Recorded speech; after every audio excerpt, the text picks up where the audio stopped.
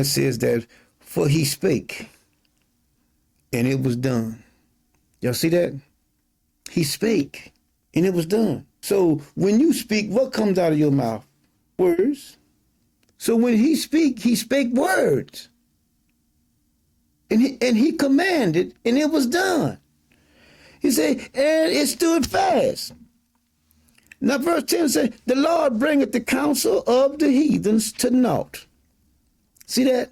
Don't listen to nobody else outside our family, because they didn't have what we had. We had structure. We had commandments. We had statutes. We had judgments. We had those. But see, but now when you start listening to somebody outside the family, then they take you off into something else. Reading all the other books and whatnot. See, let me tell y'all something. This is God's world. This is God's earth. Everything belongs to him. There's nothing lost, okay? Don't let anyone tell you, oh, but these are the lost books. There's nothing lost. There's nothing lost. He knows where everything is at. See? So it's not lost.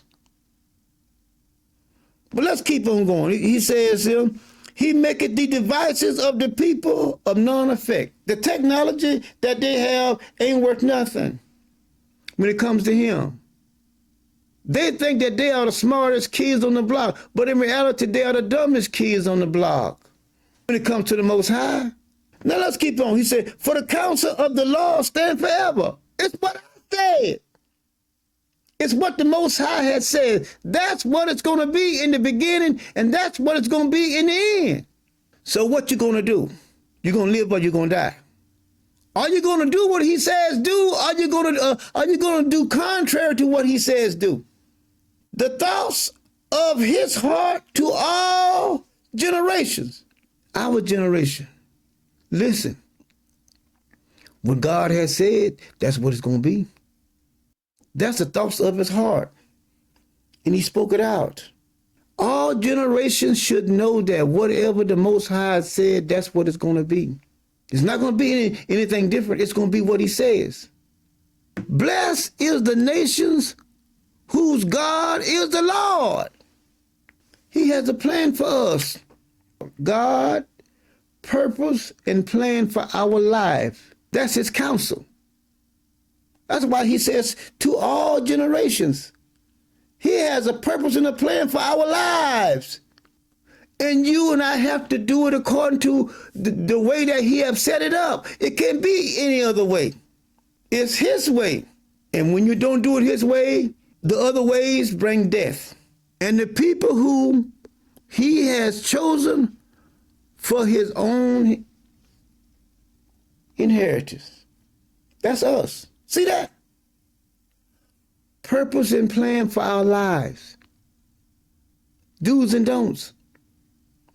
What he have said. He never said anything about grafting nobody else in. He never said that. He said he always talk about the people that he have chosen. The other book talking about grafting somebody in, he never said that. He even told us don't gender our fields. When you got corn out there, let it just be corn. When you got peas out there, let it be just peas. Don't gender it. Don't have corn and peas and cabbage, because then you done polluted it. See, so you can see here, this is not even debatable. It's right in the pages. It says in 16, blessed is the nation, whom God is the Lord, and the people who he has chosen for his inheritance. Not Jesus. Jesus chose, talking about these others, to my grafted men. The Most High never chose that. And you can see right in the pages, he never chose to be anybody else's God but the Hebrew Israelites. One does not even have a leg to stand on when it comes to this right here. It's self-explanatory. I'm going to read it again. 12, blessed is the nation whose God is the Lord, and the people whom he, not Jesus, Not you, not somebody else. You just can't say, well, okay, I'm gonna be a part of the family. No, it's a bloodline. Has chosen for his own inheritance. See that? Don't let nobody fool you. They out there standing on the corner talking all that foolishness about this Jesus and this and that. Let me tell y'all something. Any of y'all got any kind of common sense at all? I'm just asking you. Common sense. Go back and look at what he told my Uncle Moses. He said, who maketh the blind? Who maketh the deaf? I do. But now when you go over there and look at Jesus, everybody that was blind that he ran into, he healed them and gave them their eyesight back. Everybody that was deaf, he spit on his hand and then did some other stuff with his tongue, with the man and all of it there, didn't put it in the man's ear. All kind of old foolishness talking about he gave the man his hearing back. But now think about it like this. That being the case, now like I said, I want you to go back and research it. Go back and see what he told Moses. Go back and see what didn't he tell Moses that he made the blind and the deaf? But now the Most High made the blind and the deaf, but then when Jesus go over there in the New Testament, and then everybody that's blind and deaf, he changes what God has done. Can y'all see that? That can't be done. That can't be done.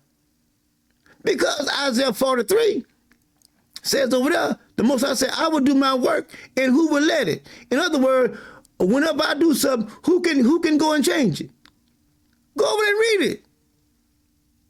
Then Jesus tells them, he said, for this cause I came.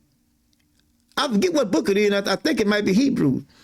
But he says, for this cause I came, that I might destroy the one that has the power over death. Now, when you go back and look in the Old Testament, you'll see that the Most High God says, I kill, I make alive, I wound, I heal. So then Jesus said that I came to kill him. I mean, honestly, look, all I ask you to do is just do your research. Go back and look at it and see whether I am with the scriptures or not. That's all I ask you.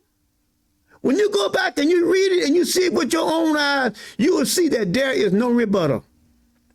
There's no reason for a rebuttal because you can see clearly what someone is saying. If someone comes and then threatens you and say, well, I came to kill you, and they can have their pistol on them, you'll say, well, you're threatening me. I came to kill you. And that's what Jesus said. I came to destroy the one that has the power over death, which is the devil. But now when you go back in the Old Testament and you read over there, you see who has the power. You see who has the power over death and life. It's the Most High God. But you are told not to go back and read. And all I ask you to do is just check behind me, that's all. Just check behind me. Please.